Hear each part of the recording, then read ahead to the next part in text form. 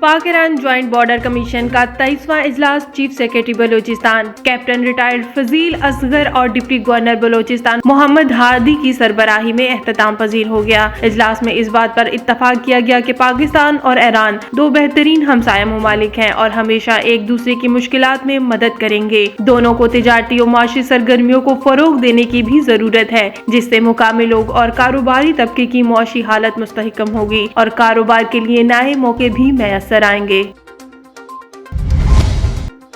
Pakistan Peoples party کے chairman Bilawal Bhutto Zardari نے کہا ہے پی ٹی آئی اور نون لیگ آرمی ایکٹ بل میں ترمیمی قواعد نظر انداز کرنا چاہتی تھی۔ بلاول بھٹو زرداری نے ٹویٹر پر پیغام دیتے ہوئے کہا، جب میں اسلام آباد پہنچا تو نون لیگ اور P T I army act کی غیر مشروط حمایت کر کے ایوانوں سے منظوری کا فیصلہ کر چکی تھی۔ پی ٹی آئی اور نون لیگ فیصلہ کر چکی تھی کہ پارلیمانی قواعد و ضوابط کو نظر انداز کر دیا جائے گا اور بل کو نہ تو تمام اراکین اسمبلی کو دیا جائے گا اور نہ ہی اسے کمیٹی کو دیکھنے کے لیے بھیجا جائے گا۔ امریکہ نے پاکستان کے لیے international military education and training programme دوبارہ بحال کر دیا۔ ٹویٹر پر امریکی نائب سیکرٹری ایلس ویلز کی جانب سے ٹویٹ کیا گیا ہے، جس میں ان کا کہنا تھا کہ مشترکہ ترجیحات کے حوالے سے فوجی تعاون اور امریکی قومی سلامتی کو مضبوط کرنے کے لیے امریکی صدر ڈونلڈ ٹرمپ نے پاکستان کے لیے بین الاقوامی فوجی تعلیم و تربیت پروگرام دوبارہ بحال کرنے کی منظوری دے دی۔ ایلس ویلز نے مزید کہا کہ پاکستان کے لیے مجموعی امریکی فوجی امداد بدستور معطل رہے گی۔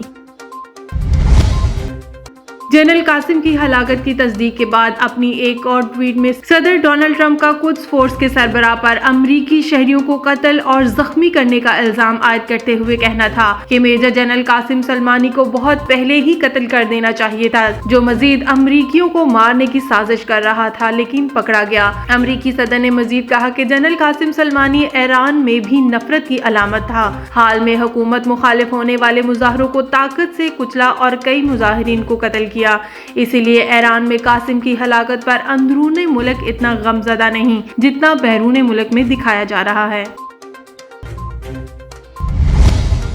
حکومت نے اضافی گیس بلوں کی مد میں صارفین سے وصول کرنے والی اضافی رقم واپس کرنے کا فیصلہ کیا۔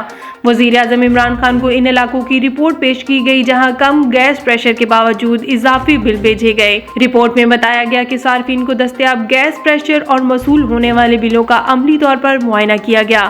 مختلف جگہوں پر ترسیلی گیس پریشر میں صارفین کو بھاری بھرکم بلز بھیجے گئے تھے۔